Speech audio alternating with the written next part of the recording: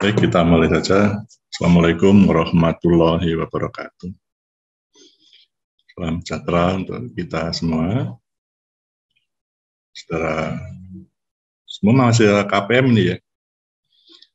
Pada pagi ini kita akan membahas tentang perubahan berencana dan pemberdayaan masyarakat. Saya sendiri Sumarjo dari Departemen Sains Komunikasi dan Pengembangan Masyarakat, Divisi Komunikasi dan Penyuluhan.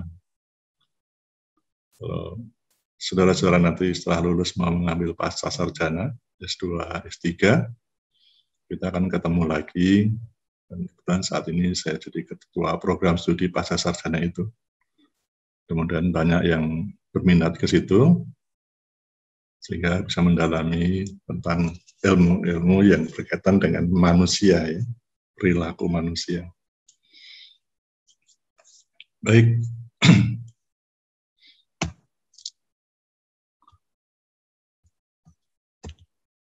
Ini standar kompetensi untuk mata kuliah ini.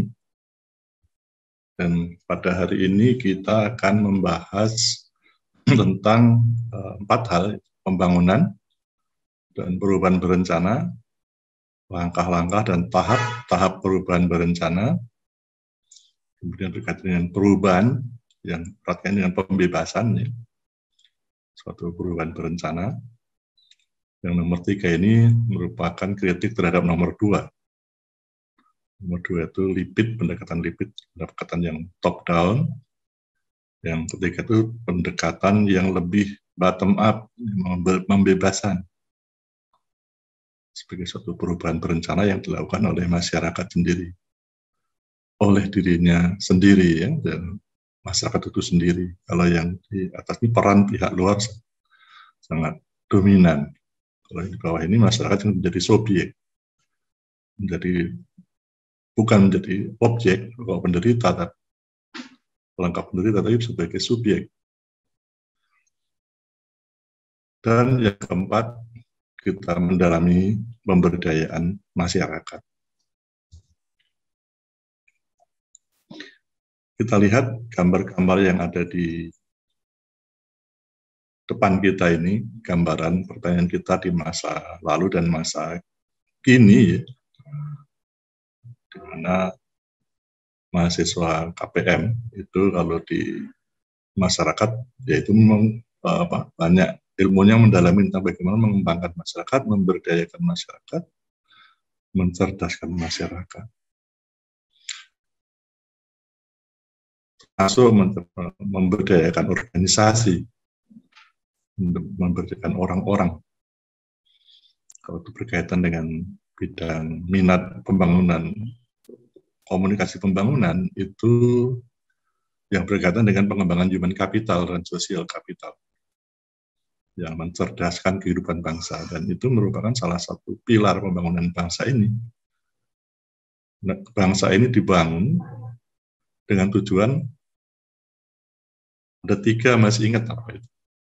Mencerdaskan kehidupan bangsa, ya, ikut serta ketertiban dunia. Nah, itu kalau orang nggak berpendidikan ya agak susah, ya. Dan yang ketiga adalah memajukan kesejahteraan umum. Jadi bidang komunikasi pembangunan itu tiga-tiganya sangat dapat, ya. Mencerdaskan kehidupan bangsa, memajukan kesejahteraan umum, dan ikut melaksanakan ketertiban dunia secara cerdas. Kehidupan kita ini, hubungan antar negara, antar bangsa ini cenderung yang kuat itu mendominasi yang lemah. Nah, ini akan kita lihat, ya, dalam pelajaran perubahan sosial itu bisa kita rasakan betul. Di mata kuliah di luar SKPM itu nggak begitu didalami. Nah, kita mulai dengan pembangunan. Pembangunan itu merupakan bentuk perubahan sosial. Masyarakat dengan pembangunan itu berubah. Perubahan sosial yang bagaimana? Yang terarah, yang sengaja direncanakan. Berencana itu artinya direncanakan dan disengaja. Kan ada perubahan yang tidak sengaja ya. Karena misalnya kita mengendaki sesuatu ke arah tertentu yang terjadi ke arah lain perubahannya. Kita ingin memajukan misalnya kesejahteraan masyarakat, karena pendekatannya salah, masyarakatnya semakin miskin, oknum-oknum tertentu, pihak-pihak tertentu semakin kaya, sehingga perubahan yang terjadi justru sebaliknya, kesenjangan, bukan kesejahteraan bersama. Itu yang tidak dikehendaki. Nah, perubahan sosial yang terarah dan berencana inilah yang disebut pembangunan. Caranya bagaimana? Melalui berbagai macam kebijakan. Dan nanti diimplementasikan dalam bentuk program. Di dalam program itu ada proyek-proyek. Apa bedanya program dengan proyek? Kalau program itu, kalau proyek itu dibatasi oleh waktu. Kalau program itu tidak, ya. Berkelanjutan biasanya. Sampai tujuannya tercapai, tujuan program. Jadi, dilaksanakan dengan berbagai macam kebijakan yang bertujuan untuk, nah kata tujuan itu menunjukkan sesuatu yang ingin diwujudkan. Kalau kita hidup ini nggak punya tujuan, biasanya kita lunglai, lemah, lesu, tidak bersemangat, lelah. Jadi kalau kita punya tujuan, nggak ada lelah itu, nggak ada lemah itu, karena jadi energi untuk maju ke depan, untuk mencapai. Dan kalau kita terbiasa dengan begitu, maka perubahan itu merupakan suatu hal yang tidak mengganggu kita, justru sesuatu yang kita nikmati. Tergantung kita mau memilih bagaimana. Apakah memilih suruh-suruh, atau memilih kita menetapkan tujuan sendiri. Kalau kita nggak menetapkan tujuan, kita dikendalikan oleh pihak lain. Sebagai diri individu maupun sebagai masyarakat maupun sebagai bangsa. Bangsa lain banyak membantu, tapi sebetulnya membantu itu kasih sayang semu kalau istilah Paulo Freire. Membantu dengan dana, tapi penggunaan dana itu diatur. Artinya kan kita disuruh-suruh, nggak merdeka. Membantu dia membuat aturan bisa digunakan untuk apa, tenaga ahlinya dari negara itu, teknologinya juga dari negara itu. Jadi seperti orang jualan ngasih pinjam uang, bunganya juga cukup besar, tapi kemudian untuk membayar orang-orang mereka dan membeli teknologi mereka. Itu kalau kita tidak mampu berdaya, tidak menjadi berdaya. Sehingga nggak mungkin kita akan melampaui mereka. Betul nggak, Muhammad? Mana Muhammad tadi? Muhammad Nabil. Ya, jadi kita harus punya tujuan. Diri kita punya tujuan. Sebagai masyarakat kita harus punya tujuan. Sebagai bangsa kita harus punya tujuan. Sebagai organisasi harus punya tujuan. Karena itu yang menjadi energi, menguat. Dan tujuan itu harus kita yang menetapkan. Boleh berkonsultasi dengan pihak lain, berinteraksi dengan pihak lain, tapi kita yang memilih. Tapi dalam pembangunan yang banyak terjadi selama ini di negara-negara berkembang itu terikat oleh aturan yang dibuat oleh yang memberi pinjaman. Maka oleh Paulo Freire itu adalah kasih sayang tapi palsu. Ya. Sehingga kita nggak maju-maju, terus di belakang mereka. Untuk apa pembangunan itu? Tujuannya adalah untuk meningkatkan quality of life, taraf hidup, taraf kehidupan masyarakat. taraf kehidupan kita masing-masing bersama dan berbangsa, bermasyarakat, berorganisasi. Itulah pembangunan. Jadi pilihan apakah kita pembangunan itu dikuasai oleh pihak luar, eksternal, faktor eksternal, negara lain, bangsa lain, pihak lain, atau kita bangkit dalam menetapkan tujuan, cara mencapai tujuan, kebijakan, strategi, dan sebagainya. Selama kita hidupnya dengan utang, dan kita tidak punya bargaining power alternatif, maka kita akan sangat tergantung dan kita nggak akan melampaui mereka. Kita hanya mengikuti mereka. Kalau kata Pak Rektor, siapa yang cepat dia yang dapat. Bukan siapa yang kuat dia yang menang, tapi siapa yang cepat dia yang dapat. Pak Jokowi, presiden kita juga begitu.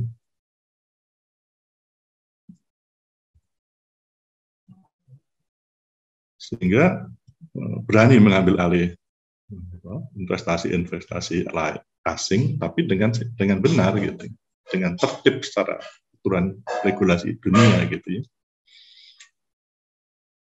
Jadi makna perubahan berencana itu adalah perubahan sosial dalam masyarakat yang dia bukan hasil jadi instan gitu, tetapi merupakan suatu proses, sebuah proses, upaya. Dimulai dengan menetapkan tujuan yang mau dicapai, kebijakan untuk bisa mencapai tujuan itu, dan strategi program untuk mencapai tujuan itu.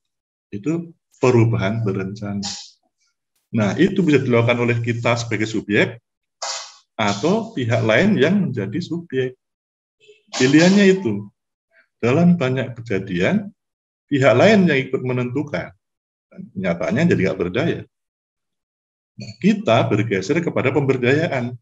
Kita sendiri yang menjadi subjek dalam sebagai masyarakat. Itu ya, itu poin mendasar penting. Generasi Anda sekalian itu nantilah yang akan meneruskan generasi kami. Generasi kami, generasi kolonial ya. Kolot itu tua ya. Itu sudah berupaya, tapi ya apa yang kita rekomendasikan kadang-kadang pemerintah, karena ya tergantung pada uang pinjaman itu ya susah menerima. Ide-ide orang-orang itu cerdas, pintar, tapi sering kita terkendala oleh karena pihak luar yang mendominasi. Nah, itu pembangunan dibahas oleh Lipit yang seperti itu. Ya. Jadi perubahan sosial yang merupakan sebuah keputusan bersama. Bukan kalau pihak luar itu biasanya keputusan para pemimpin. Dan pemimpin ini terkendali oleh pihak luar itu. Tapi kalau itu keputusan bersama, diinginkan bersama dengan dialog, dengan musyawarah. Kalau sebagai bangsa melalui DPR, MPR, kalau terutama MPR ya musyawarah ya.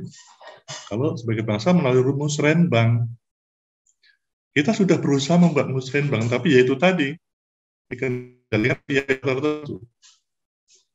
Dalam hal ini partai politik yang kadang-kadang untuk kepentingan sempit anggota itu sendiri, anggota partai. Jadi di internal pun juga ada yang perilakunya ingin untuk kepentingan diri sendiri, kepentingan kelompoknya. Gitu. Harusnya nggak boleh begitu dalam kehidupan berbangsa. Kalau itu terjadi ya nggak maju-maju gitu. Perubahan sosial merupakan sebuah keputusan bersama yang diambil dan dikehendaki oleh siapa? Oleh warga masyarakat atau oleh bangsa itu kalau itu negara. Kalau itu daerah ya oleh daerah itu sendiri yang di dalam Pancasila ada permusyawaratan yang dipimpin oleh hikmat melalui perwakilan. Kan? Kalau di masyarakat ya kita masyarakat sendiri bersama-sama memutuskan. Untuk apa? Kalau itu namanya pembangunan, untuk mewujudkan kesejahteraan bersama. Program studi kita komunikasi pembangunan. Minat kita juga komunikasi pembangunan. Itu artinya apa? Kata pembangunan itu adalah direncanakan secara sadar untuk mencapai kesejahteraan yang kita kehendaki. Bukannya ya, tujuan kita adalah menunjukkan masyarakat yang adil dan makmur, kan? Tidak hanya makmur saja dan tidak hanya adil saja, tapi adil dan makmur. Dan kehidupan bermasyarakat pun juga begitu. Ya, nanti akan saya beri kesempatan untuk bertanya. Kalau ada yang bertanya langsung aja diinterupsi. Kalau belum ada yang bertanya, saya akan beri kesempatan. Semua harus standby. Kalau nggak ada yang tanya, saya tunjuk namanya. Ya, baik. Itu yang berlaku dalam pertemuan kita, interaksi kita hari ini. Jadi, perubahan masyarakat yang besar. Pembangunan itu hanya perubahan kekecilan, mode dan sebagainya. Mode bagian, tapi pembangunan adalah perubahan masyarakat yang besar dari tingkat kesejahteraan ke tingkat kesejahteraan yang lebih tinggi. Itu menurut filsafat Kant, ya. Kant itu seorang filsafat ya, yang banyak berbicara tentang hal itu. Jadi pembangunan suatu usaha atau rangkaian usaha pertumbuhan dan perubahan yang berencana, yang dilakukan secara sadar oleh suatu bangsa, oleh suatu negara, oleh suatu pemerintah, dan juga oleh suatu masyarakat di tingkat mikro. Tingkat makro, nasional, daerah, meso, mikro itu masyarakat. Itu dilakukan oleh masyarakat itu sendiri, bangsa itu sendiri, negara itu sendiri, dan pemerintah. Pemerintah dalam arti untuk konteks Indonesia adalah bersama masyarakat. Yaitu menuju kondisi yang modern dalam rangka nation building. Bagaimana membangun bangsa ini. Gitu. Nah, lalu tentu kita bertanya, ya, apa langkah-langkah dan tahap-tahap perubahan berencana?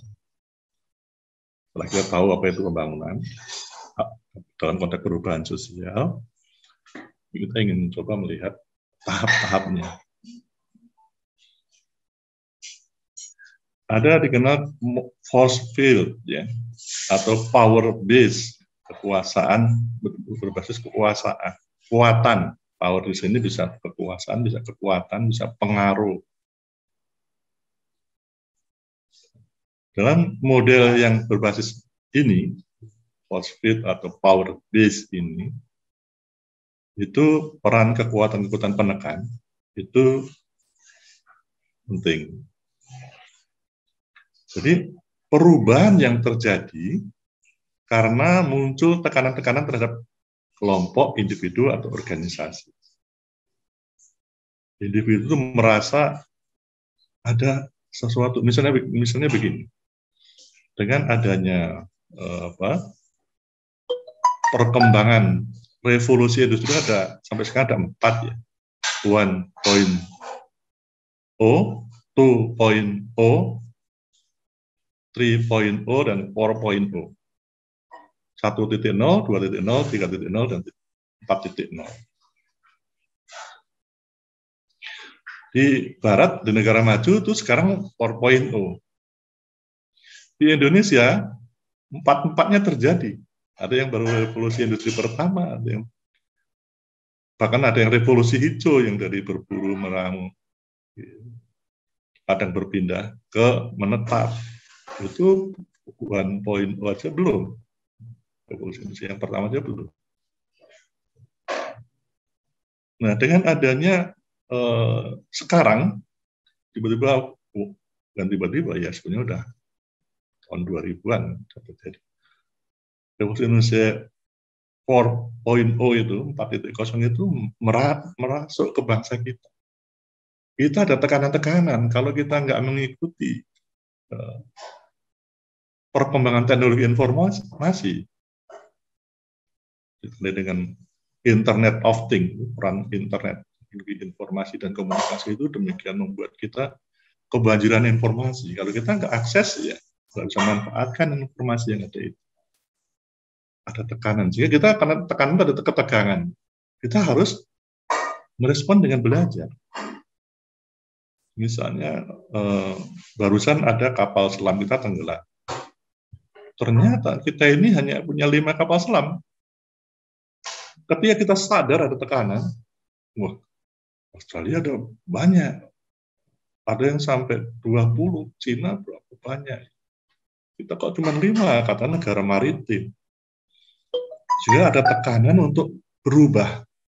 Kita harus punya kapal selam, harus punya peralatan yang bisa menguasai laut. Nah, itu tekanan-tekanan seperti itu muncul. Kekuatan penekan itu masyarakat menekan pakar, menekan pemerintah juga, kemudian DPR juga, ya, melalui DPR masyarakat bangsa ini menekan pemerintah untuk bisa mengikuti, menghadapi. Nah, tekan-tekan seperti itu yang membuat di era pandemi ini tekanannya kuat, ya. Kita harus bisa tidak harus berinteraksi secara fisik, tapi kita harus bisa memenuhi kebutuhan kita. Nah, kekuatan penekan itu disebut dengan driving force. Itu akan berhadapan dengan penolakan. Selalu, kalau mau berubah itu ada yang pro, ada yang kontra. Yang kontra, yang menolak ini disebut resisten. Dia ingin bertahan dengan kondisi yang ada, tidak mau berubah. Mana yang lebih kuat di dalam penekanan itu? Itu yang akan terjadi perubahan semacam apa, pembangunan semacam apa yang terjadi. Nah, perubahan itu akan terjadi apabila driving force-nya ini, kekuatan untuk berubah ini, kekuatan penekan untuk berubah menjadi lebih baik, menjadi lebih bisa memenuhi kebutuhan, menjadi lebih bisa meningkatkan kesejahteraan, maka terjadilah perubahan yang kita harapkan. Tetapi jangan lupa ada resisten to change, ada orang yang nggak mau berubah. Nah, ini yang harus dilemahkan kalau dia hanya menjadi penghambat. Siapa yang nggak mau berubah? Biasanya orang yang sudah berada pada zona nyaman. Orang yang khawatir kalau perubahan itu akan membuat dia khawatir, membuat dia takut hilang, geser dari zona nyamannya. Nah, ini siapa? Silakan dipikirkan. Resisten to change, siapa yang enggan berubah ini? Silakan dipikirkan. Kalau nggak ada tak tahu jawabannya, tanya nanti, ya. Anda belum memikirkan. Nah, langkah-langkah dalam perubahan berencana ini menurut David yang pada waktu ini dikembangkan pendekatannya top down, dari pusat ke bawah, dari pemerintah ke masyarakat. Pertama, unfreezing. Sebetulnya ini bisa diterapkan juga oleh masyarakat sendiri. Yaitu suatu upaya atau proses penyadaran tentang perlunya atau adanya kebutuhan untuk berubah. Nah, ini biasanya kekuatan penekan tadi, driving force tadi, kita rasakan menguat, ya. Kalau timbul kesadaran, oh, saya harus berubah, tujuan saya harus semakin baik, saya harus semakin rajin karena itu. Sekarang yang belum berkeluarga, kita harus mempersiapkan diri. Yang tadinya nggak siap menjadi lebih siap dengan belajar kuliah ini. Nanti begitu sudah berkeluarga, harus mempersiapkan diri untuk membiayai mendidik anak.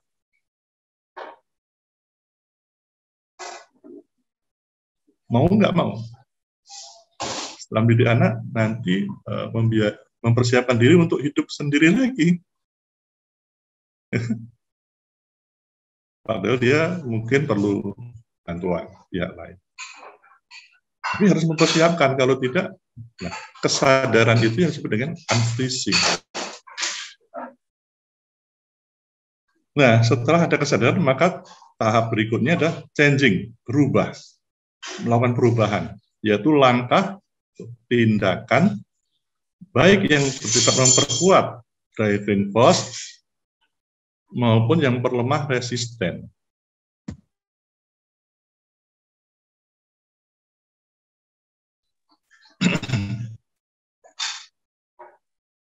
Dengan program-program, dengan kegiatan-kegiatan, implementasi dari program itu, kita melakukan perubahan dengan memperkuat driving force dan memperlemah hal-hal yang sifatnya menolak perubahan untuk menjadi baik itu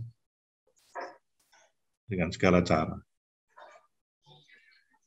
Yang ketiga, refreshing, membawa kembali kehidupan kita ini bermasyarakat, berbangsa kepada keseimbangan yang baru, new dynamic equilibrium. Ketika kita sadar ada pandemi, kita buat program bagaimana mengatasi dampak pandemi itu. Kemudian kita mempersiapkan diri bagaimana ketika normal kembali.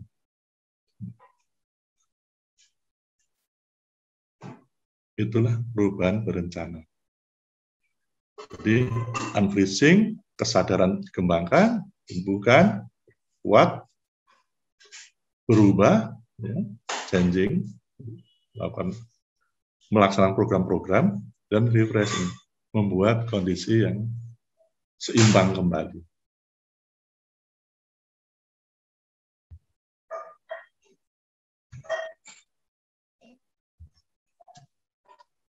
Nah, tahap-tahap dalam perubahan berencana itu bisa kita lihat.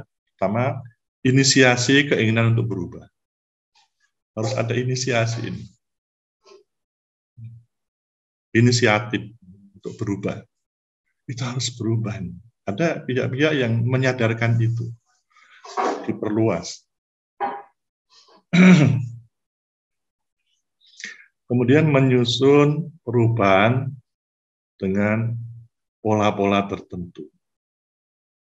Misalnya kalau di kita dengan melalui musyawarah, musrenbang dalam perencanaan pembangunan, musrenbangda. Sampai di desa ada musrenbang.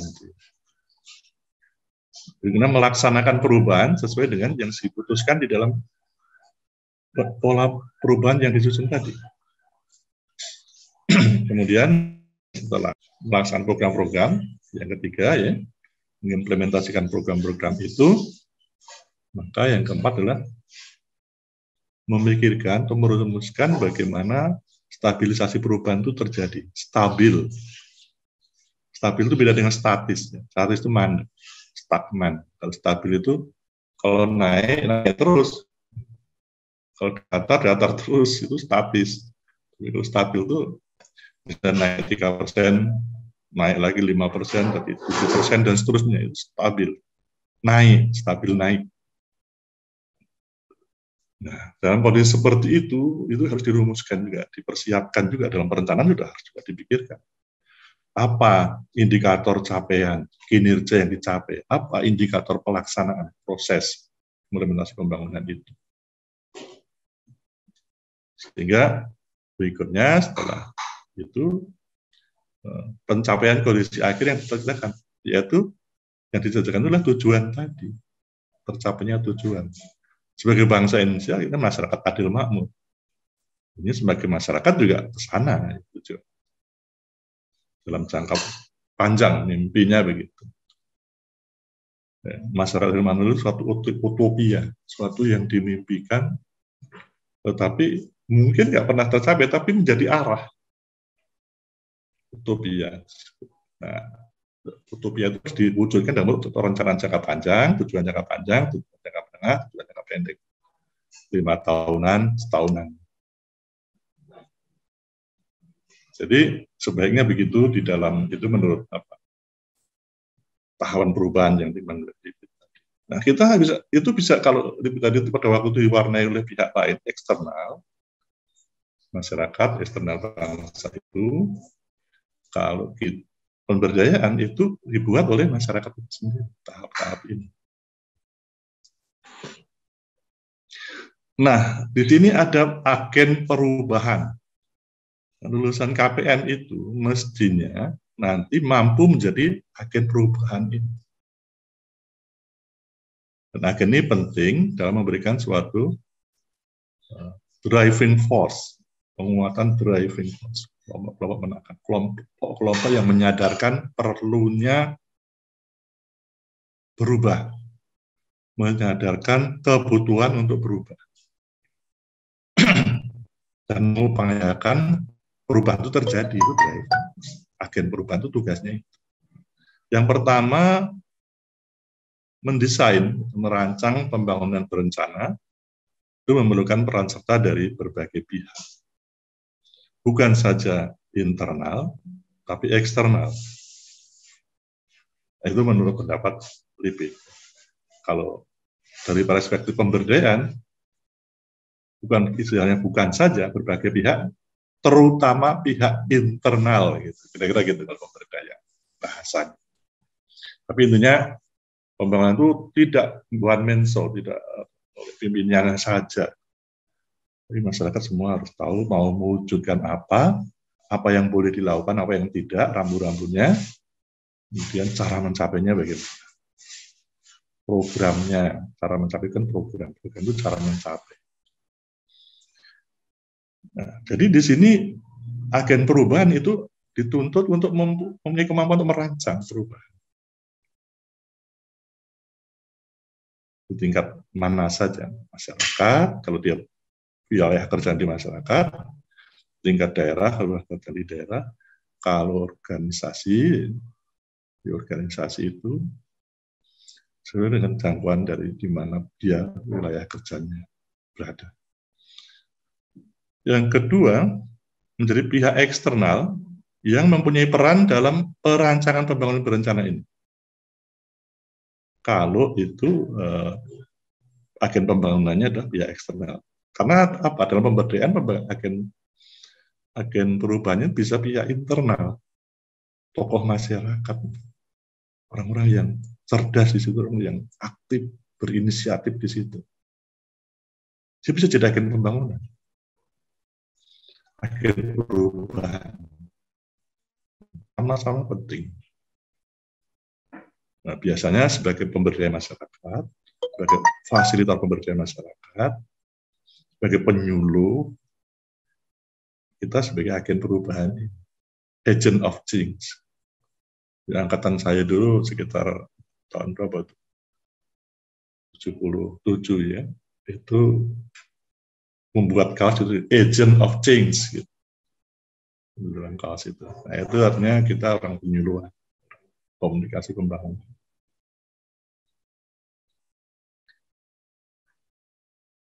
Nah, yang ketiga, menjadi agen perubahan itu dapat berasal dari internal tadi ya, bisa juga eksternal.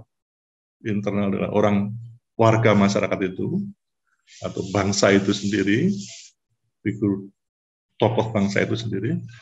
Bisa juga eksternal pihak lain yang jadi konsultan bisa dari luar. Nah, terutama dalam pemberdayaan yang internal itu, karena bagian saya membahas tentang pemberdayaan.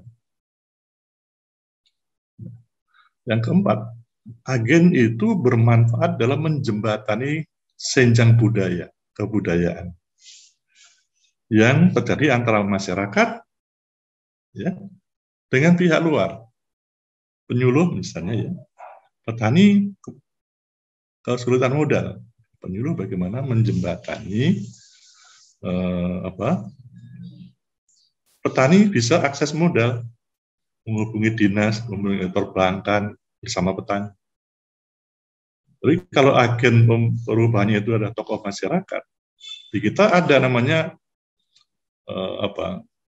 kontak tani andalan. Saya menyebutnya sebagai local champion, local leader. Itu adalah agen perubahan yang internal. Yang kelima, perannya adalah agen perubahan itu dapat pula dipandang sebagai penghubung dengan pihak ketiga. Ya, pihak ketiga. Tadi maksudnya antara pihak pertama masyarakat, pihak kedua agen perubahan itu, pihak ketiga misalnya tadi bank, lembaga keuangan. Atau pihak ketiga adalah pedagang yang membeli produk dari masyarakat. Penghubung yang memiliki kemampuan dalam memecahkan masalah yang dihadapi oleh masyarakat, yang dihadapi oleh yang kita berdayakan atau yang ingin memberdayakan diri. Ya, dalam undang-undang sebagai sasaran pembangunan. Itulah peran agen perubahan. Dan alumni KPM ini, dia menjadi figur agen perubahan yang handal. Paham teorinya, paham substansinya, paham prakteknya. Gitu. Di tingkat manapun kita berada, di masyarakat, di organisasi, di perusahaan, kalau di perusahaan kita bekerja, itu perannya seperti itu.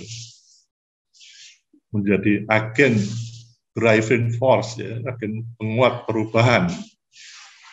Orang yang banyak ide, banyak inisiatif. Kita akan membahas pada topik yang ketiga, yaitu tentang pendidikan pembebasan. Sebetulnya waktu membahas topik kedua tadi, maupun yang pertama, saya sudah membahas. Baik itu yang pendekatan top-down, yang eksternal, maupun yang internal itu sebagai subjek. Secara tidak langsung saya sudah membahas dua-duanya.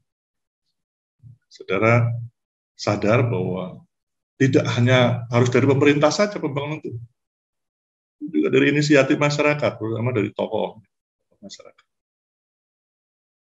Kita bisa berperan sebagai eksternal kalau kita masuk ke dalam ranah masyarakat di luar kita, menjadi penyuluh, menjadi fasilitator pemberdaya, menjadi perancang perubahan di tingkat kecamatan, balai penyuluhan pertanian, di tingkat organisasi misalnya, saudara, bukan ada di Pemda, ya, maupun di tingkat yang lebih tinggi di pusat.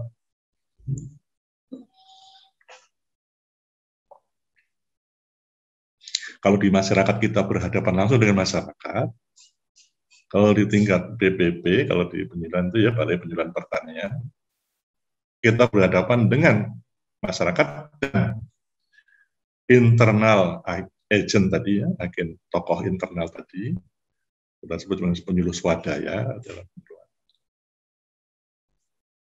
dengan fasilitator pemberdaya masyarakat yang kita supervisi, koordinatornya misalnya. Maupun kalau kita menjadi pemimpin satu entitas komunikasi tertentu, kita bisa bagaimana memberdayakan berhadapan dengan warga atau anggota organisasi itu. Nah, mari kita lihat sama-sama. Pendidikan pembebasan. Ini figur yang kita bahas adalah Paulo Freire tahun 1974. Ini seorang guru besar filsafat pendidikan di Brasil. Ketika dia menyampaikan ide-ide pembebasan ini, pendidikan yang membebaskan itu, dia ditangkap oleh pemerintah Portugis sebagai penjajahnya, masukin penjara. Tapi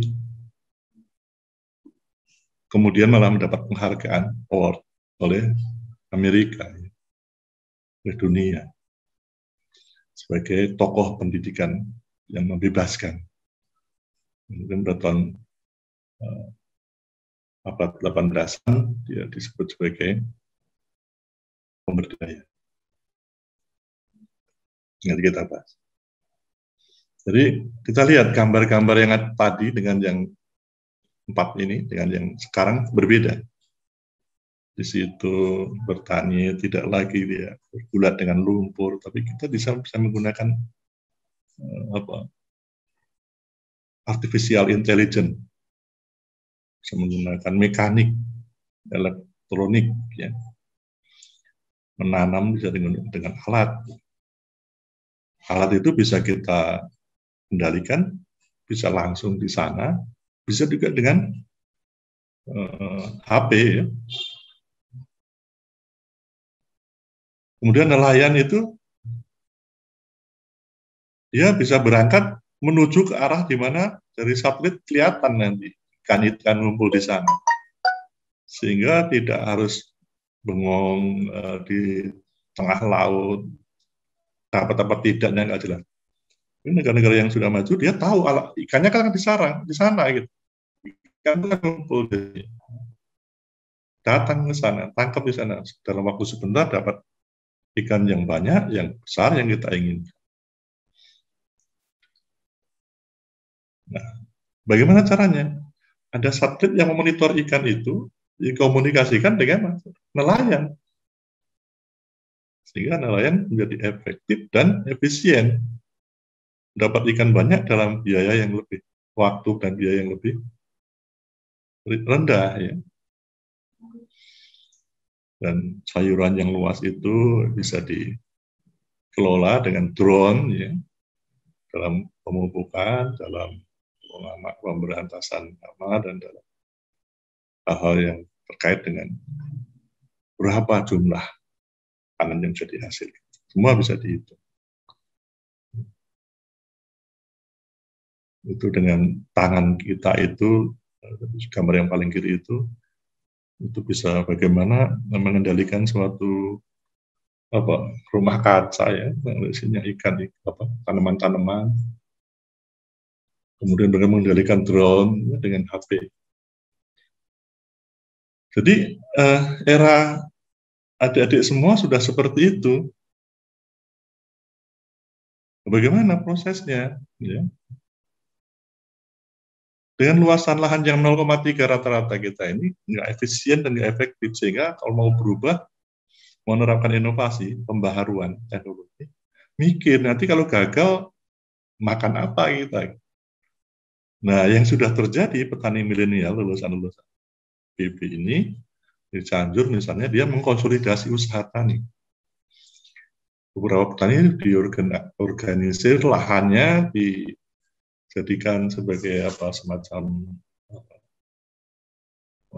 kontribusi investasi begitu, dikelola bersama-sama, petaninya bekerja sebagai karyawan di situ. Perusahaan yang dibuat oleh generasi milenial ini. Dan dalam IPB, contoh di Cianjur itu, menjadi duta milenial, ya, duta petani milenial. Sambil kuliah, di IPB sudah lulus S2. Jadi, kita melihat masa lalu penting, tapi jangan terkungkung oleh masa lalu. Pertanian itu seperti ini. Tapi pertanian ke depan itu sudah berbeda ya. Ada istilahnya precision farming, ya. Petani yang presisi, tepat. Ya. Ada smart farming. Dan nanti pun desa itu juga ada smart village. Teknologi komunikasi dan informasi dan komunikasinya juga berkembang, didesain begitu.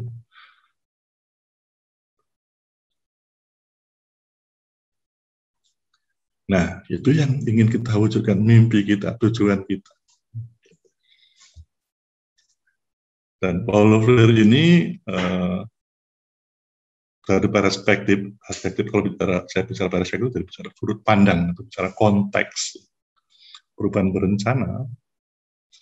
Perubahan berencana dapat dilihat dari sebuah upaya, tanda petik, memberikan, menumbuhkan kesadaran melalui proses mendidik. Pendidikan itu adalah pendidikan formal, SD, SMP, SMA, itu direncanakan dan berjenjang. Ada pendidikan non formal, itu adalah penyuluhan, pendidikan di luar sekolah, direncanakan tapi dia nggak berjenjang, tapi dia sesuai dengan kebutuhan. Itu pendidikan non formal. Di Undang-Undang Sisdiknas, Sistem Pendidikan Nasional, pasal Undang-Undang Nomor 30 tahun 2003 itu dibahas. penyuluhan, siaran televisi itu sebenarnya pada dasarnya pendidikan non formal. Dirancang, tapi tidak berjenjang. Artinya substansinya sesuai dengan kebutuhan. Yang ketiga, pendidikan informal. Pendidikan dalam lingkungan kita berada, milieu kita. Dalam keluarga, dalam pergaulan, dalam lingkungan kerja, kita dapat wawasan, dapat merubah sikap, dapat meningkatkan keterampilan dari lingkungan kita. Ya. Nah, Bouver itu bagaimana kesadaran itu bangkit ya, pada masyarakat atas berbagai permasalahan yang dihadapi. Ada orang yang melihat kondisi itu bukan masalah, ada orang yang insaf, sadar suatu kondisi itu adalah masalah, merupakan masalah. Tergantung dari wawasan kita, tergantung dari tujuan kita. Orang yang nggak punya tujuan, ya nggak punya masalah. Karena masalah itu apa? Masalah itu adalah kesenjangan antara kondisi yang ideal, kondisi yang terbaik, dengan kondisi saat ini. Kondisi ideal itu biasanya menjadi tujuan kita. Tujuan adalah kondisi yang kita idealkan, yang terbaik yang bisa kita wujudkan. Nah, perbedaan kondisi itulah disebut sebagai masalah. Nah, dalam pendidikan itu menumbuhkan kesadaran akan masalah. Misalnya saudara menjadi dosen, maka pendidikan itu menjadi sesuatu yang kita butuhkan. Kalau mau menjadi profesor harus doktor nih. Untuk doktor harus master kan begitu. Tapi kalau kita nggak pernah berpikir menjadi dosen, jadi berkarir di dosen, ya S2, S3 nggak menjadi kebutuhan dia. Jadi kebutuhan itu pada dasarnya adalah sesuatu yang ada di balik masalah itu. Kalau saya menetapkan ingin jadi profesor, maka saya memerlukan harus menjadi doktor dan master. Masalah saya adalah, saya sekarang baru S1, bahkan S1 belum misalnya. Tapi kalau kita ingin jadi pengusaha, lain lagi tentu ya. Jadi kesadaran akan adanya kesenjangan itulah harus tumbuh.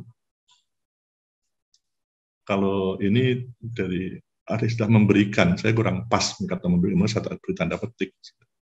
Menumbuhkan, bagaimana tumbuh di masyarakat itu secara internal melalui proses pendidikan. Jadi kita berinteraksi ini tujuan apa? Hal yang ingin dicapai adalah Anda sadar ada masalah. Kalau itu ada, maka semangat untuk mengatasi masalah itu dengan menyadari kebutuhan apa yang harus dipenuhi untuk mencapai tujuan itu. Kalau itu berhasil dalam diri Anda, berarti saya di dalam kuliah ini berpotensi membebaskan dari apa? Dari kebodohan, dari ketertinggalan, dari kesenjangan, ya, dari penindasan, dari penipuan, dan sebagainya. Nah, hal ini tidak sekedar berhenti pada kesadaran, akan tetapi tidak akan melangkah lebih lanjut bagaimana kita bisa memperluas wawasan, membaca. Sekarang sih zaman dulu kalau mau nulis skripsi itu Masya Allah harus ke Jakarta, harus ke Jogja. Sekarang di komputer kita semua ada transfer of knowledge, knowledge yang sudah ada di internet, di big data sana itu bisa kita ambil, bisa kita kepilih. Tapi kalau kita nggak punya tujuan, nggak ngambil itu. Kalau sekarang saja saudara sudah punya gambaran mau menulis skripsi apa, maka setiap ketemu komputer, ketemu ada sinyal situ, cari literatur yang berkaitan dengan topik skripsi saudara itu. Tapi kalau tidak, belum jelas, ya nggak akan saudara lakukan. Nah, itu ya, pendidikan membebaskan kita dari kebodohan. dari kesenjangan tadi, dari ketidakberdayaan tadi, dari bentuk-bentuk penindakan pihak lain. Kalau kita nggak sadar itu, ya kita hanya menjadi alat orang lain, jadi pengekor terus. Harapan dari proses transfer of knowledge ini adalah meningkatkan kemampuan, keterampilan, tindakan dalam memecahkan masalah yang dihadapi. Kata lain, memecahkan masalah yang dihadapi, mengatasi masalah yang dihadapi ini adalah memenuhi kebutuhan. Jadi, memecahkan masalah itu dalam konteks memenuhi kebutuhan. Kalau kita mau, Anda mau jadi profesor, maka Anda harus memenuhi kebutuhan menjadi master dan doktor. Kalau menjadi pengusaha harus memenuhi kebutuhan bagaimana mengenal market, pasar. Bisa dari pelatihan, dari membaca, dari YouTube, bisa dari Google. Nah itu, all over itu ya. Pendidikan itu pada dasarnya membebaskan. Kalau tidak, gagal pendidikan. Membebaskan ketidaktahuan dari nggak punya sikap yang jelas, nggak punya semangat, nggak punya semangat. Kenapa punya semangat? Karena tahu apa yang mau dicapai, kemudian mencari bagaimana cara mencapainya, apa yang dituju tadi, tujuan tadi. Gitu. Sehingga hidup ini bersemangat terus. Baik. Barangkali ada hal yang ingin ditanyakan. Saya beri kesempatan pada Anda untuk bertanya. Silahkan. Sebelum saya lanjutkan. Nanti saya berbuih-buih, Anda ada yang nggak mendengarkan. Biasanya nggak mendengarkan, saya pastikan dia tujuannya nggak jelas di dalam belajar ini. Masa depannya belum dia pilih. Jadi begitu saudara memilih masa depan, nggak akan menyia-nyiakan kesempatan berinteraksi dengan sumber belajar seperti sekarang ini. Kemarin di kelas yang lain saya ceritakan bagaimana direktur utama PAL itu, dia kelas 2 SD pun pengen membuat kapal. Dan mimpi menjadi pengen membuat kapal. Dan itu membuat dia bersemangat. S1 dia dapat beasiswa, S2 dia biaya sendiri, S3 biaya sendiri. Cepat. Sambil bekerja ya, sehari tidur paling 3 jam, 2 jam. Tiap hari. Bisa begitu karena dia punya tujuan yang jelas. Sama kalau adik-adik sekalian tidak punya tujuan yang jelas dalam belajar ini. Kuliah ini kayak formalitas saja, yang penting hadir, masang foto. Ada pertanyaan, nggak bertanya. Bapak, saya izin bertanya. Siapa nih? Ya, Fitri, Pak. Fikri. Fitri. Ya. Silakan. Ya, Pak. Fitri. Dari mana nih? Teh Fitri apa Mbak Fitri? Mbak Fitri. Dari Jawa? Iya, dari Batang, Pak. Oke, silakan Mbak Fitri. Iya, baik. Saya ingin bertanya tentang pendidikan dan pembebasan ini ya Pak. Sekarang kan pandemi COVID. Nah, pemerintah juga sudah menetapkan pembelajaran jarak jauh. Nah, di sini mungkin juga salah satu bentuk dari teori Paulo ini ya, karena memberikan suatu konsep pendidikan di mana dalam pendidikan itu mendidik berperan untuk menciptakan bersama siswa dan adanya dialog dalam proses pembelajaran, di mana kita juga bisa menjadikan murid sebagai pemikir kritis, karena kita ada dalam pembelajaran jarak jauh, peserta didik juga kita nih itu juga dapat memberikan pendapatnya secara bebas dan berperan dalam pembelajaran, serta kita juga tidak menjadi terlalu terpaku dengan guru karena kita memiliki ruang sendiri untuk menciptakan pembelajaran bersama di ruang lain gitu. Namun ini Pak, ada suatu artikel yang menjelaskan bahwa sekarang ini guru dan dosen itu sejak awal menjelaskan bahwa dirinya itu adalah fasilitator, sedangkan peserta didik itu menjadi pengguna. Nah, penjelasan tersebut memperjelas bahwa peserta didik harus menggali materi pelajaran secara mandiri. Kemudian guru hanya menjelaskan tanpa memberikan ruang dialog untuk membebaskan peserta didik. Nah, kesulitan menggali pelajaran peserta didik ini membuat peserta didik menjadi apatis. Ditambah lagi platform yang digunakan guru tidak begitu ketat untuk mengontrol pemahaman dan kehadiran peserta didik. Selain itu, dibebankannya tugas oleh guru kepada peserta didik di masa pandemi semakin membuat peserta didik semakin merasa tertindas. Nah, dengan kata lain, pendidikan di era pandemi mengkonstruksi kepasifan belaka. Guru berusaha untuk menjadikan peserta didiknya menjadi kritis, terutama pada tingkat sekolah menengah sampai dengan perguruan tinggi. Namun justru sebaliknya, siswa di dalam pembelajaran di masa pandemi menjadi apatis karena metode pembelajaran yang tidak partisipatif. Nah, menurut Bapak tentang hal tersebut gimana, Pak? Ya. Apakah pendidikan kita sudah pembebasan atau bahkan sebaliknya gitu? Terima kasih, Pak. Ya, oke. Pertanyaan bagus sekali, Fitri ya. Jadi, maka ini kesempatan dialog seperti ini, itu dalam rangka supaya tidak saudara tertindas ya. Ya. Tapi kenapa mahasiswa merasa tertindas? Karena nggak punya tujuan yang jelas. Kalau dia punya tujuan yang jelas, nggak tertindas. Diberi tugas itu semangat ya. Orang banyak yang bisa menjelaskan tugas itu, bahannya banyak sekali di komputer kita ini kan, dari internet ini. Ketika kita tidak punya kondisi yang ideal yang ingin kita wujudkan dalam belajar ini, maka yang terjadi seperti yang tadi Vivi ungkapkan tadi. Orang-orang itu menganggap bahwa tugas itu menindas. Tugas itu membebaskan siswa memilih untuk mengasah kompetensinya. Orang menganggap tugas itu menindas karena dia belum sadar, pendidikannya belum berhasil menumbuhkan kesadaran. Itu Fiti ya. Coba rasakan, kita sudah punya tujuan yang jelas belum? Belajar perubahan sosial ini. Oh, berarti harus dari individu itu sendiri ya Pak, dia harus punya tujuan agar tidak merasa tertindas gitu ya Pak. Menumbuhkan kesadaran untuk berubah. Ya baik Pak. Iya, jadi mungkin di kehidupan masyarakat kebanyakan dia membaca apa yang sudah dibuat di slide. Masyarakat capek itu, yang belajar capek itu, nggak ngerti. Kalau saudara perhatikan, waktu saya memberikan kuliah ini, yang ditulis di situ lebih sedikit dari yang saya, bagaimana supaya tumbuh kesadaran tadi. Ya, kebutuhan untuk berubah tadi. Tetapkan tujuan gitu.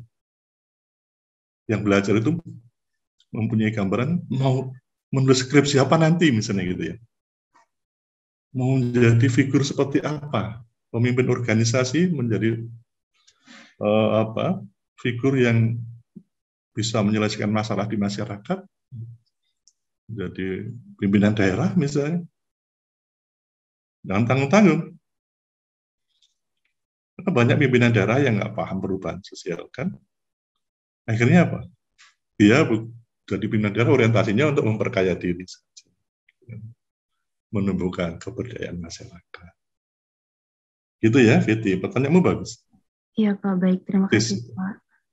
Ya, jadi bagi adik-adik yang merasa tertindas,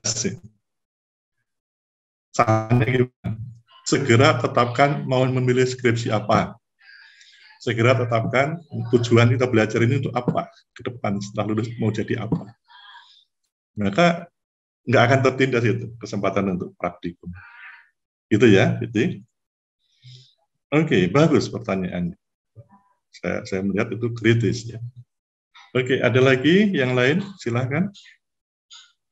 Bapak, saya boleh bertanya? Ya, Nabil ya, Muhammad Nabil Ramadan ya. Selamat ulang tahun ya. Kamu ulang tahun hari ini, minggu ini, bulan ini kan? Enggak Pak, Desember Ramadan. saya. Bulan Ramadan kan? Desember Pak, kan Ramadan tahun 99 itu Ramadan Pak. Ulang tahun Hijriah. Iya. Anak kamu. Iya kan? Oke, silakan Nabil. Ya Pak, jadi kebetulan banget nanti saya KKN itu akan mengangkat tentang isu pendidikan gitu Pak. Nah, Jadi di tempat lokasi KKN saya itu nanti saya berencana membuat program seperti penyadaran untuk melanjutkan pendidikan ke jenjang yang lebih baik, karena di daerah itu pendidikan itu sangat minim dan sangat apa ya, kayak motivasi para anak muda untuk melanjutkan pendidikan ke tingkat SMP, SMA bahkan kuliah itu sangat sedikit gitu Pak. Menurut Bapak ada nggak sih mungkin yang bisa saya lakukan nanti untuk tekniknya ya? Ya, Tekniknya. Gini. kiat-kiatnya untuk membujuk atau membuat motivasi tadi atau bagaimana gitu Pak? Mohon Pak, terima kasih. Terus pertanyaan Nabil ya. Tekniknya, tanya nanti kalau itu anak muda pengen jadi seperti apa pada anak muda itu. Siapa figur idealmu? Saya masih ingat waktu saya SD kelas 4 atau kelas 5 suruh menulis cita-citaku. Ya. Lalu cita-cita saya itu saya tulis sebagai mau masuk akabri untuk menjadi perwira militer.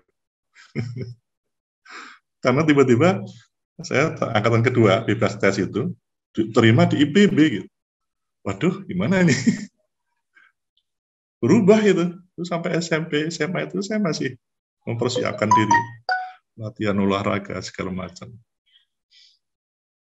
Napasnya kuat. Tidak lelah.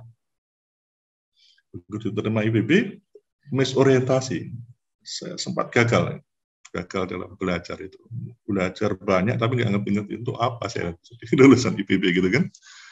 Nah, setelah nilainya ada yang jatuh segala macam, saya sadar saya sudah kehilangan waktu, kehilangan biaya. Saya harus segera memutuskan kalau saya di IPB terus saya mau jadi apa. Itu saya masih tingkat 1, saya ingin jadi profesor. Dan kesampaian. Ya. Jadi Nabil ajak mereka membangun mimpinya. Mimpi itu bukan tidur ya. Mimpi dikala bangun. Cita-citanya pengen jadi apa? Setelah dia itu, kira-kira siapa yang menjadi figur ideal? Bagaimana dia bisa jadi seperti itu? Itu Nabil ya. Maka akan sadar bagaimana pendidikan dia. Kan gitu. Ada salah satu teman saya itu, dia bintang 2 polisi. Waduh, tukang gelut itu. Tukang gelut. Tapi dia jantan gitu ya. Gelutnya itu bukan karena masalah. Karena memang diganggu oleh preman-preman. Ya, kuat sekali jadi polisi itu. Sekarang pensiun dalam menjadi jenderal. Berbintang lah. Jenderal kan bintang 4. Itu Nabil. Jadi ketika dia bisa mempunyai cita-cita, maka dia akan tumbuh kesadaran untuk mencapai cita-cita itu kebutuhan apa yang harus dipenuhi, gitu ya, termasuk pendidikan tadi. Kalau kita nggak bisa menghitung akuntansi atau bisnis, ya kita dikadalin orang lain aja kan gitu. Saya kira begitu Nabil. Tumbuhkan kesadaran dia mau menjadi apa. Kalau masyarakat, kira-kira kita ingin kehidupan kita tuh masyarakat kita ini menjadi seperti apa? Apa yang dibutuhkan untuk sampai itu? Kemampuan apa yang dibutuhkan misalnya? Itu Nabil, tekniknya. Nanti teknisnya bisa bermacam-macam. Tapi intinya menumbuhkan kesadaran atas kebutuhan. Kalau kesenjangannya kan masalah ya. Tapi mengatasi kesenjangan itu adalah menjadi kebutuhan kita. Gitu ya. Oke. Baik, masih Pak, ada pertanyaan Nabil? Sudah cukup jelas sih Pak. Saya sudah mulai mengerti nanti ya. akan programnya seperti apa pencapaiannya. Ya, baik. Jadi kakak saya juga dia pengen SD itu pengen jadi militer ya. Masuk AKBRI lolos ya. Jadi SD, SMP, SMA itu olahraganya dia. Kemudian di sebelah saya ada waduk. Ya. Kalau lari keliling waduk itu. Orang lain nggak ada yang lari seperti itu. Ngapain dia lari sendiri? Karena saya juga mempunyai cita-cita yang sama, saya temenin. Lari. Tapi tiba-tiba Tuhan menentukan lain. Saya belum lulus sudah diterima di IPB. Belum ujian sudah diterima di IPB dulu ya, tanpa tes. Nah, setelah di IPB sadar, apa ya? Tapi saya nggak mau terlalu kecewa. Saya ikut resimen mahasiswa. militer dapat pendidikan militer. Jadi kan capek ya, tapi senang itu ikut mahasiswa. Latih fisik, latih jalan 3 hari 3 malam nggak tidur. Tidurnya ya malam sambil jalan. Kalau dipikir kan nggak masuk akal, tapi terjadi. Nggak capek, senang aja, enjoy. Waktu dilaksanakan memang berat ya, tapi sama kalau orang mau naik gunung, kalau pendaki gunung itu tahu, wah nanti kalau sampai di puncak sana, itu pasang bendera. Tapi temennya yang ikut naik gunung itu bentar-bentar dia capek dia, mengeluh, menggerutu terus, opo ini jalan naik gunung. Karena yang satu punya cita-cita, tujuan, yang satu enggak punya. Hidup juga begitu, masyarakat juga begitu, bangsa juga begitu. Itu ya Nabil ya, baik, terima kasih. Kita teruskan, kalau ada pertanyaan, angkat tangan, bukan angkat tangan nggak kelihatan oleh saya. Izin Pak, gitu, sampaikan. Jadi, sebagai bentuk perubahan sosial, pendidikan itu, pembangunan juga tidak dapat lepas dari pendidikan. Pendidikan merupakan sebuah upaya penyadaran. Upaya penyadaran, ini tanya oleh Nabil tadi. Bagi kaum yang tertindas, itu kaum yang tidak merdeka. Kita ini belum sepenuhnya merdeka ya. Kita harusnya mengisi kemerdekaan. Kalau mau merdeka benar. Karena hanya dengan pendidikan akan melahirkan pembebasan bagi kaum yang tertindas. Sadar bahwa dia tertindas. Itu maka dia harus membuat supaya jangan tertindas. Caranya bagaimana? Berupaya mencapai tujuan kita. Dan pendidikan ini akan dapat melahirkan bentuk pemahaman penyebab ketertindasan. Kenapa saya begini? Karena saya sadar bahwa saya belum S2, saya belum S3. Karena saya untuk jadi profesor itu harus doktor. Ini saya buat ilustrasi yang real. Ya. Tentu saja kalau tujuannya lain-lain. Kalau saya pengen jadi jenderal, saya begitu lulus masuk Wamil. Ya. Maka saya latih ikut resimen mahasiswa. Begitu lulus, saya siap masuk Wamil. Ternyata begitu lulus saya ditaruh di satu desa begitu ya, ini cerita pribadi, maaf bukan maksudnya apa. Itu desa rawan pangan, suruh membina sistem ketahanan pangan di desa yang sekarang jadi Pak Waduk Gedongombo itu setahun. Saya di tengah hutan, mimpi apa? Saya sekolah tengah hutan kayak begini. Ya. Nah, ternyata Profesor Sayogyo meminta saya, apakah saudara mau jadi asisten? Kalau mau, begitu selesai dari lapangan ini, saudara ngambil S2. Wah, di situ apa yang jadi kebutuhan saya terjawab. Berdoa, Tuhan memberikan, merubah suatu nasib kalau kita sendiri berusaha merubah. Berdoa, kemudian Tuhan mendengar. Langsung begitu selesai, mengambil S2. Diberi beasiswa. Mendapat beasiswa. Kayak begitu. Oke. Pendidikan dan pembebasan bagi kaum tertindas haruslah tidak berupa pendidikan paradigma lama yang bersifat top down, menggurui. Tapi kita, apa yang saya sampaikan ini bukan menggurui, tapi membangkitkan kesadaran untuk berubah. Membangkitkan kesadaran akan kebutuhan kita terhadap apa yang ingin kita capai. Yang ingin kita capai, kita yang tahu, ya, yang kita yang memutuskan, bukan guru, bukan dosen. Ya. Apabila pendidikan bagi kaum tertindas masih menggunakan model top down, seperti ditanyakan oleh saudara Fiti tadi dan juga Nabil, maka tidak ubahnya sebagai bentuk penindasan. Tertindas karena belum berhasil menumbuhkan kesadaran.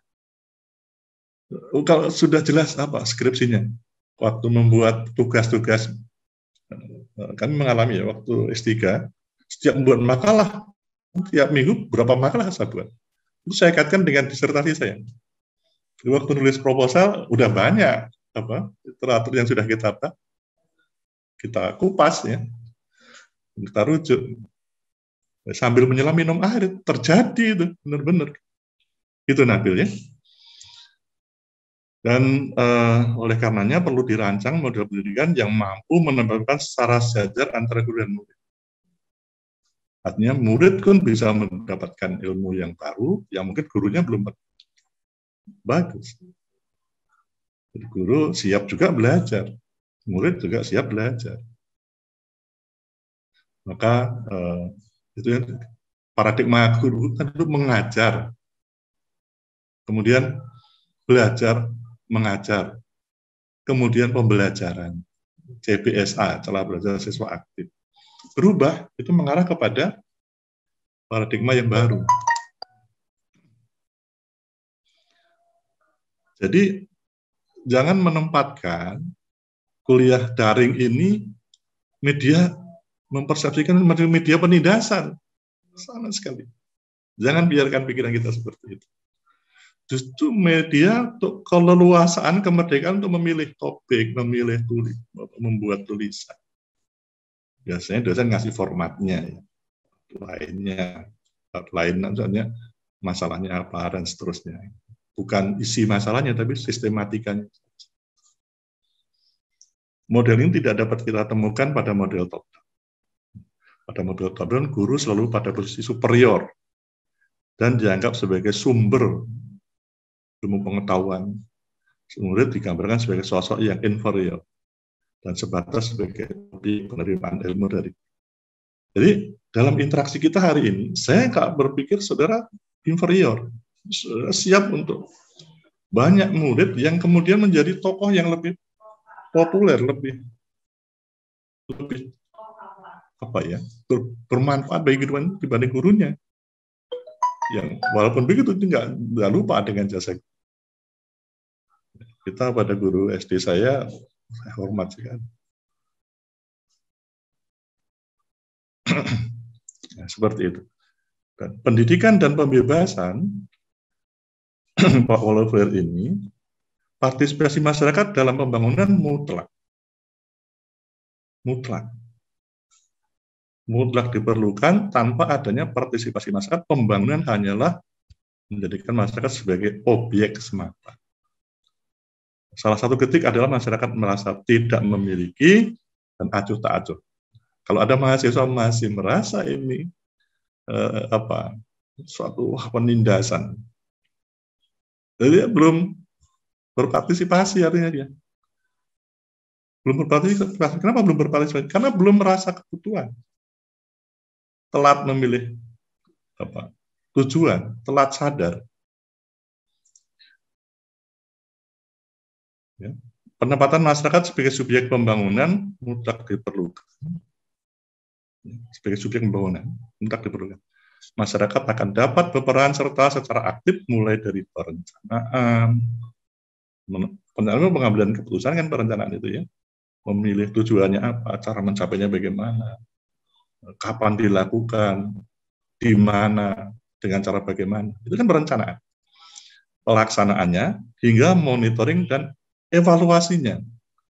Kalau di teman-teman di penyuluhan, termasuk menikmati hasilnya. Ada 5 ya, perencanaan, pelaksanaan, monitoring, evaluasi, dan pemanfaatan hasilnya. 5-5-nya itu menikmati, terlibat secara aktif. Bukan dilibatkan, tapi terlibat ya. Secara sadar bahwa dia butuh terlibat. Pendidikan ya, terlebih apabila kita akan melakukan pendekatan pembangunan dengan lokalitas, masyarakat lokal menjadi bagian yang paling memahami keadaan. Yang tahu potensi dia. Yang tahu sumber daya dia. Ya kan? Sehingga mampu memberikan masukan yang sangat berharga dalam pembangunan bersama. Yang terjadi kan dalam pembangunan ini, coba perhatikan. Kita akan membangun gini. Dan masyarakat hanya sebagai buruh. Atau dilibatkan. Sambil nggak tahu untuk apa ini. Akhirnya acuh tak acuh. Sama aja dalam mahasiswa ini, kalau merasa dia acuh tak acuh, merasa tertindas, karena dia belum sadar. Maka segeralah sadar, mau mencapai apa sih kita ini. Ya. Masyarakat lokal dengan pengetahuan serta pengalamannya menjadi modal yang sangat besar dalam melaksanakan program. Jadi pengetahuan, local knowledge mereka, local wisdomnya ya mereka itu menjadi modal yang sangat besar. Tapi kalau memang dari pihak eksternal itu nggak diperhatikan hal itu, itulah ditindas ya. Apa yang sudah mereka ketahui nggak dipakai. Kearifan yang harusnya dilaksanakan di situ nggak dilaksanakan.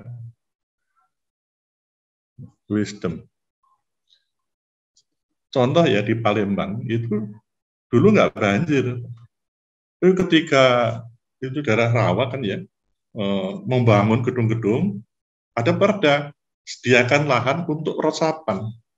Tapi kemudian lahan tersebut jadi tempat parkir, mau dibangun lagi. Lama-lamanya nggak ada. Apa yang terjadi? Banjir. Wisdomnya hilang. Karena itu sudah perdarnya dilakukan peraturan daerah. Bahkan mereka akan mempunyai pengetahuan lokal untuk mengatasi masalah yang dihadapinya.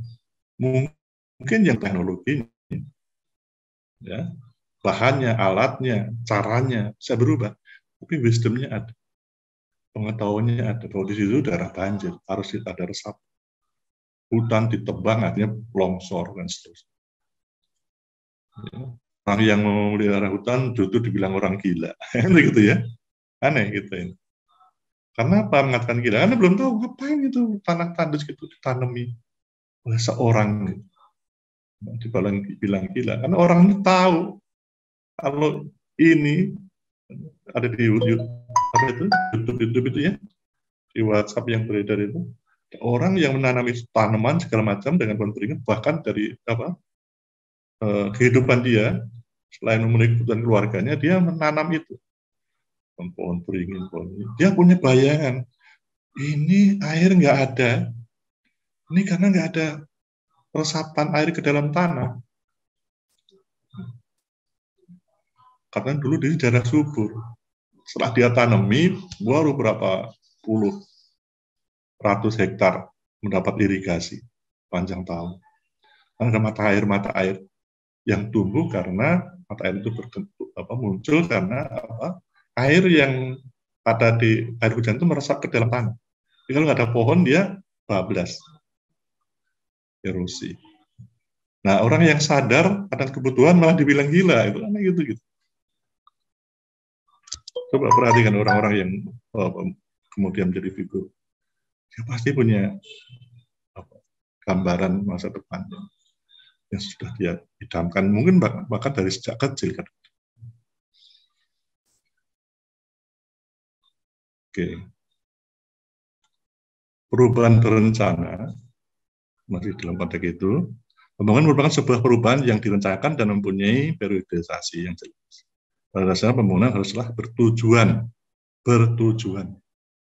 yaitu untuk mengatasi berbagai masalah. Saya menyebut memecahkan berbagai masalah itu, masalah satu dipecah-pecah jadi dua jadi empat, repot. Mengatasi berbagai permasalahan yang dihadapi oleh masyarakat. Kapan kita sadar ada masalah? Kalau kita sadar ada kesenjangan antara kondisi sekarang dengan kondisi yang ideal. Selama kita nggak sadar itu, nggak pernah merasakan masalah. Selama nggak merasakan masalah, merasa nggak ada kebutuhan. Selama nggak ada merasa memiliki kebutuhan untuk memenuhi sesuatu itu, saat itulah kita jadi orang yang malas, serba lelah, ya, tidak termotivasi. Sama dalam belajar juga begitu. Perbedaan mendasar antara tulisan Lipit dan Freire adalah pandangannya tentang proses pembangunan berencana tersebut. Lipit melihat agen perubahan terutama pihak eksternal menjadi demikian penting dalam mencapai tujuan itu. Sedangkan Lipit atau Freire, pihak internal ini sangat penting. Pihak eksternal itu sebagai pendukung. Selain sebagai agen yang menyadarkan masyarakat akan permasalahannya, menurut Lipit, agen memiliki tanggung jawab untuk menginisiasi kemampuan untuk berubah. Yang harus menganjurkan, memerintah, mendorong. Tapi dengan dialog, itu Ada, kalau orang penyuluhan itu ahlinya. Misalnya ada demam berdarah. Kemarin saya ilustrasikan di kelas 1 juga. Kenapa terjadi demam berdarah? Kita bertanya. Kalau yang tahu akan menjelaskan. Kalau kita dalam musyawarah. Ketika temannya ini menjelaskan, jaring jadi tahu. Tapi kalau penjelasannya itu ada yang keliru, maka kita bisa berbagi informasi, tidak menggurui. Menurut pengalaman menurut ahlinya, demam berdarah ini terjadi karena ada nyamuk Aedes aegypti ya, yang dia hidupnya di air yang jernih, di botol bekas, di batok, kelapa. Lagi bertanya, ada nggak air yang tergenang di situ? Oh banyak, gini. Masyarakat menjawab begitu kan? Nggak pernah kita harus enggak. Terus kita bertanya lagi, lalu bagaimana supaya air yang tergenang yang menjadi media tumbuh dari nyamuk Aedes aegypti penyebab demam berdarah itu bisa dibersihkan di atas? Oh, dengan kerjasama. Yang jawab mereka. Kita nggak pernah, saudara harus gotong royong, harus kerjasama. Enggak kan, sebagai agen pembangunan. Masyarakat sendiri yang menjawab. Tapi kesadarannya tumbuh karena kita tanya, sehingga tumbuh bersama. Kita tidak mengatakan, kalau gitu kita hari Minggu gotong royong. Enggak, kita kalau gitu kapan sebaiknya kita lakukan pembersihan itu? Bagaimana kalau hari Jumat setelah Jumatan? Masyarakat yang tahu kapan waktu ruangnya. Ya kan? Kalau Anda perhatikan kan, yang terjadi kan, ini disebabkan oleh menggurui dulu. Udah gitu, memerintah. Nah, itu yang disebut dengan pendidikan yang tidak membebaskan tadi. Ya. Pendidikan yang menindas. Karena belum sampai taraf sadar, sudah harus melakukan. Ya. Oke. Agen juga berperan dalam menjembatani masyarakat dengan pihak ketiga. Masyarakat masih pandang sebagai objek. Sedangkan menurut Paulo Freire, itu masyarakat sebagai subjek. Nah, jadi ada terjadi pergeseran pembangunan, pergeseran paradigma. Paradigma itu apa? Sudut pandang, cara berpikir. Yang top down itu biasanya production center development. Satu contoh ya. Petani itu oleh pemerintah diminta untuk bertani dengan panca usaha, dengan pestisida, dengan pupuk kimia dan sebagainya, bibit unggul dan sebagainya, untuk meningkatkan produksi. Meningkatkan produksi siapa yang punya kepentingan? Pemerintah. Maka dia anjurkan, dia kadang-kadang dipaksa kalau nggak bibit unggul dicabuti zaman tahun 70 begitu. Dimobilisasi masyarakat, ditaklukkan untuk patuh pada anjuran, dieksploitasi, sehingga ketika produksi meningkat, benar-benar meningkat, apakah masyarakat sejahtera? Tidak kan? Karena begitu panen raya, harga jatuh, produksi meningkat, pendapatnya tetap, atau bahkan lebih kecil. Terjadi panen raya, kemudian tengkulak kan mengambil untung sebesar-besarnya. Harga pemerintah menetapkan misalnya sekarang itu 4.000 gitu, tapi di pasar karena panen raya bisa 2.000, bisa 3.000. Jadi peningkatan produksi nggak ada artinya. Beda ya. Jadi disitulah yang dimaksud dengan eksploitasi tadi, penindasan tadi. Ya. Rentaristik. Apa yang tadi? Tidak berdaya, unsustainable, tidak berkelanjutan. Nah, bergeser dengan perspektif pemberdayaan ini, people-centered development. Penyuluhan yang benar ini yang people-centered development. Manusia menjadi subjek, human capital. Tapi ketika kita produksi itu, penyuluhan berubah oleh pemerintah, top down. Harusnya secara filosofi, penyuluhan itu filosofinya kan kita tahu to help people, to help apa? Themselves, ya, to improve the level of living through educational means. Membantu orang untuk mampu menolong dirinya sendiri. Itu sebagai fasilitator pemberdayaan. Ya. Melalui proses pendidikan untuk mewujudkan kesejahteraan diri, keluarga, masyarakat. Mewujudkan quality of life. Itu people-centered development, itu pemberdayaan. Jadi, maka pendekatannya desentralisasi, masyarakat diberi otonomi, partisipatif, akan menjadi subjek, pendekatannya pemberdayaan, dan dia melestarikan local knowledge, local wisdom, berubah, tapi dia wisdomnya tetap ada. Yang terjadilah terjaring sosial, saling percaya. Kemudian keswadaan lokal berkembang, dan kalau dia berdaya, maka sustain. Saudara bisa merujuk di pustaka-pustaka jurnal internasional maupun jurnal nasional yang berreputasi. Tulisan saya, Sumarjo pemberdayaan, Sumarjo resolusi konflik, Sumarjo penyuluhan, pasti akan muncul paradigma yang people-centered development. Silahkan dicoba bagi yang menulis skripsi berkaitan itu. Pasti akan ketemu di Google, ya. Perubahan sosial tadi tidak hanya mikro, tapi juga proses pembangunan terjadi di semua aspek kehidupan masyarakat, kehidupan baik itu ekonomi, sosial, budaya, politik yang berlangsung pada level makro, nasional, meso, daerah maupun mikro, komunitas.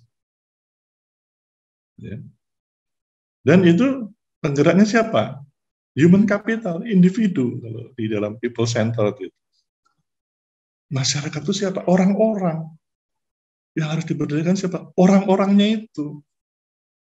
Human capitalnya. Ya. Jadi makna penting dari pembangunan adalah adanya kemajuan, adanya perbaikan, progres, bukan regres. Pertumbuhan dan diversifikasi sesuai dengan kebutuhan pasar dan kebutuhan masyarakat atau kebutuhan kita. Aksioma penyuluhan yang keempat itu, jangan kita menghasilkan produk, ingat ya, jangan kita menghasilkan produk yang tidak dibutuhkan oleh masyarakat, oleh pasar. Pasar butuh apa? Apa yang kita usahakan? Produk kita pasti laku. Laku dan harganya tidak jatuh. Nah, kebiasaan masyarakat kan, ya dulu yang kita biasa nanam padi. Padahal kalau hitung analisis usaha tani, kami dulu praktek usaha tani, itu tanaman sayuran persatuan luas, persatuan waktu, lebih tinggi dibanding kita nanam padi. Saya kira masyarakat nanam padi, karena budaya, value, kita butuh makan pokok padi. Belum sadar bahwa sayuran itu dibutuhkan. Ya, belum tahu hitung-hitungan bahwa sayuran lebih menguntungkan. Ketidaksadaran inilah yang membuat masyarakat tidak berdaya. Nah, pembangunan itu, pendidikan yang membebaskan itu adalah membuat sadar, sehingga memilih yang terbaik apa. Gitu. Undang-Undang Nomor 25 tahun 2004 tentang perencanaan pembangunan, bisa kita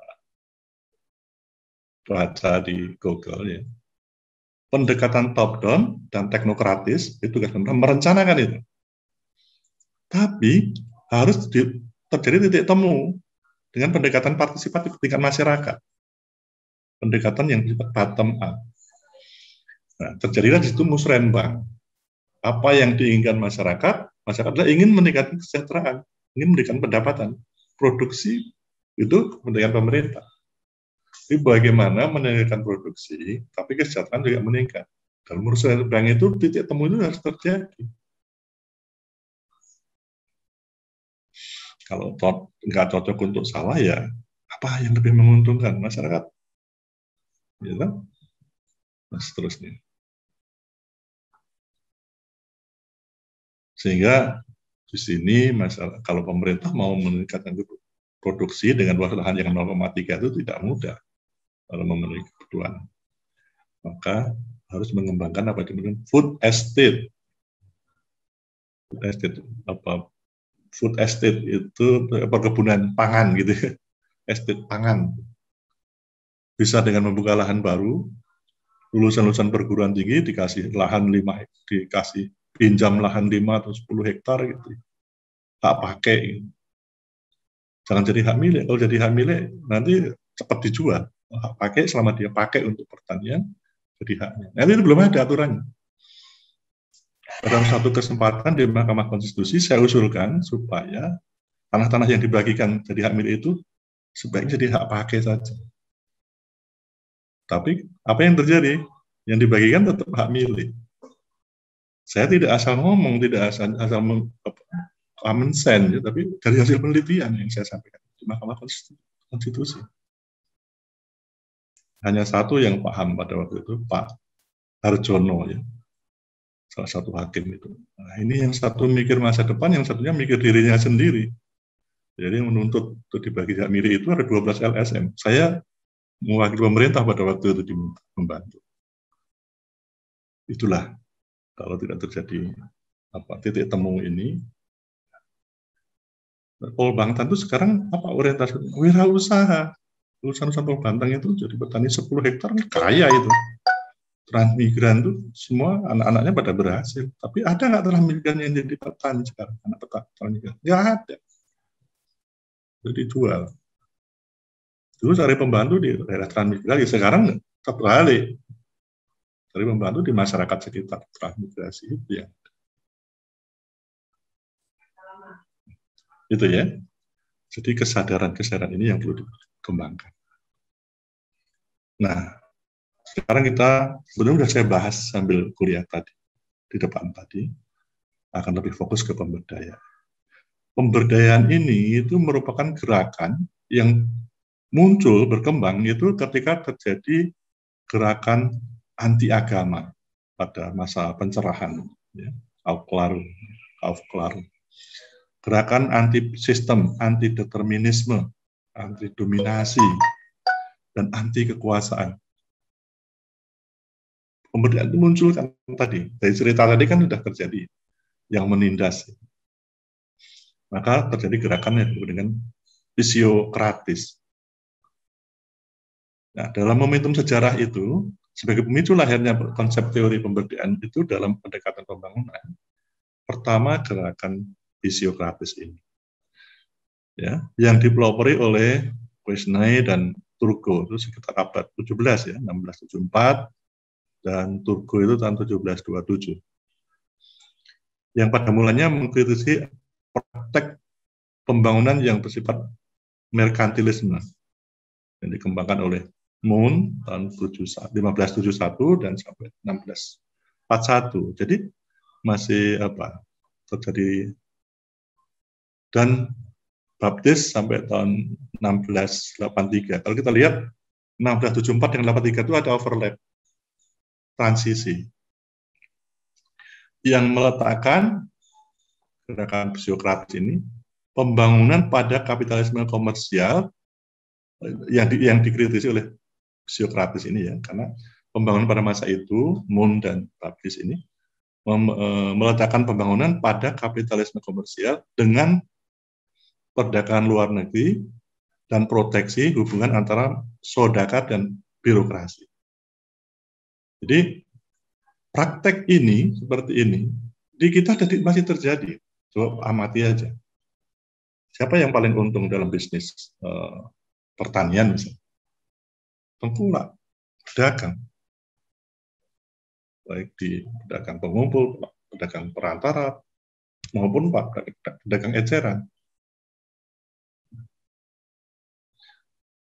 Pada waktu itu juga terjadi seperti itu. Praktek ini menimbulkan kesenjangan dan pemiskinan pada petani karena sektor pertanian tidak lagi dianggap sebagai sektor produktif dalam memberikan surplus pada negara. Kita masih pertanian, masih tinggi kan? Tapi karena terkesampingkan ya, maka petani juga dibebani pembayaran pajak yang tinggi. Kalau di kita apa? Harga panen raya jatuh di bawah harga dasar pun nggak bisa di atas. Kerja paksa karena harus bertani, komoditi yang dibutuhkan oleh bangsa dan negara, dan adanya pungutan liar dari raja maupun dari gereja pada waktu itu. Kita pungutan liar, kalau kita bawa truk isi produk pertanian, setiap tikungan, perempatan, pertigaan, kena bayar itu. Bisa juga diperiksa. Dulu ya, pada tahun 80-an tuh, korek api diisi uang, dilempar. Pungutan liar. Jadi, pada waktu itu kalau masyarakat sadar, terjadi gerakan seperti pemberdayaan ini. Sehingga terjadi gerakan psiokratis yang meletakkan dasar pembangunan ekonomi pada lingkaran arus barang dan uang dengan membagi masyarakat ke dalam 4 kelas. Untuk menumbuhkan kesadaran itu, gerakan psiokratis itu memperjelas ada kelas produktif yang dibidangi oleh pertanian, ada kaum tuan tanah pemilik modal ya, ada kelas non produktif saudagar, dia nggak bergerak di bidang produksi, dia hanya memasarkan, dan ada kelas pekerja buruh yang meletakkan sektor pertanian sebagai satu-satunya sektor yang produktif dalam pembangunan ekonomi. Jadi di Indonesia ini negara agraris, tapi pembangunan kita adalah pertanian mendukung industri. Menurut saya negara agraris yang dapat sinar matahari sepanjang tahun, kenapa tidak industri yang mendukung pertanian? Orang kesadaran seperti itu pasti saat bagi orang yang belajar pemberdayaan tapi sadar betul. Jadi industri kembangan itu bagaimana mengolah hasil pertanian sehingga kita jual itu sudah punya nilai tambah. Bagaimana masyarakat itu bisa mengolah hasil pertaniannya di pasaran itu setengah jadi atau barang jadi. Dan dia tambah dari pertanian. Industri yang mendukung pertanian itu harus dikembangkan negara agraris ini. Tapi kan nggak pernah terdengar kan kata-kata itu kan? Apa kita nggak sadar? Karena ada pihak yang menginginkan nggak seperti itu. Ya, kita ini jadikan target pasar aja. Kalau kita berdaya kan pasar produk mereka nggak laku. Nah, jadi pemberdayaan masyarakat itu pendekatan yang non-instruktif, meningkatkan pengetahuan, kesadaran, dan kemampuan masyarakat. Itu menurut psiokratis. Ya. Upaya untuk memperkuat pengaruh, kekuatan internal. Ini sebenarnya sudah kita bahas di dalam keseluruhan tadi. Ini yang catatan lebih konkretnya ada di sini, di akhir-akhir ini. Nanti silakan dibaca ya. Nah, pada dasarnya sudah saya bahas.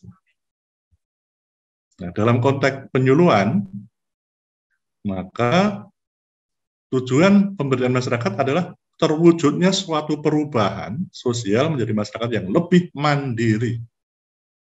Silakan dibaca nanti. Mandiri itu seperti apa? Itu dalam tulisan saya di Google. Telusur. Saya ketemu. Mandiri itu punya 4 daya ya. Daya saring, punya wawasan yang luas, punya tujuan yang jelas. Daya saing, ya bekerja efektif, efisien dan bermutu. Yang ketiga, daya sanding, kemampuan bermitra. Dapat dipercaya dan mempercayai pihak lain. Networking. Yang keempat, daya adaptasi. Daya adaptasi ini harus proaktif dan antisipatif kalau bisa. Perubahan mengarah ke sana. Kita siapkan untuk perubahan mengarah ke sana. Itu sudah kami teliti dan sudah di jurnal-jurnal yang sudah bisa baca ya, baik internasional maupun nasional. Dalam menulis skripsi, silahkan. Kemandirian itu dengan nama saya telusur pasti akan ketemu. Mandiri memiliki kekuatan dan pengetahuan, sama dengan yang sebelah kiri ini kan, pengetahuan, kesadaran sama, kesadaran, sikap. Nah, di sini tujuan itu sikap. Sikap itu menyangkut rasa. Cerdas itu menyangkut rasa, tidak hanya otak saja, mikir saja, tapi juga hati. Kebutuhan itu kan rasa ya. Dan kemampuan pertindakan. Ini ada di beberapa tulisan saya di Simarjo 21, 2020 juga ada. Nah, tujuan pemberdayaan masyarakat adalah memampukan dan memandirikan masyarakat terutama dari kelemahan dan keterbelakangan, kesenjangan, ketidakberdayaan. Memandirikan, membebaskan tadi. Memampukan dan membebaskan, mendidik. Nah, tujuan pemberdayaan itu adalah bagaimana mewujudkan better farming, kemampuan berproduksi yang baik, makin baik, better business, kemampuan berbisnis yang makin baik, better living, kehidupan yang lebih baik, better institusi, kelembagaan yang lebih baik, better income, pendapatan yang lebih baik, better environment, lingkungan yang lebih baik, dan better komunitas yang semakin baik. Inilah tujuan pemberdayaan. Pada dasarnya. Masing-masing kotak biru itu bisa Anda pelajari, bisa Anda telusur, kalau mau ada yang tertarik di bidang itu dalam skripsinya, di Google. Semua sudah saya pernah analisis dan tulis ya di dalam jurnal. Dan kita sebagai pemberdaya ya, harus mempunyai 4 kompetensi. Keterampilan belajar, keinovatifan, kemampuan berkomunikasi efektif, keterampilan hidup dan karir, keterampilan teknologi informasi dan komunikasi. Apa masing-masing itu bisa kita lihat. Itu yang harus kita kebutuhan, menjadi kebutuhan kita sebagai pemberdaya. Nah, silakan nanti dilihat. Ya.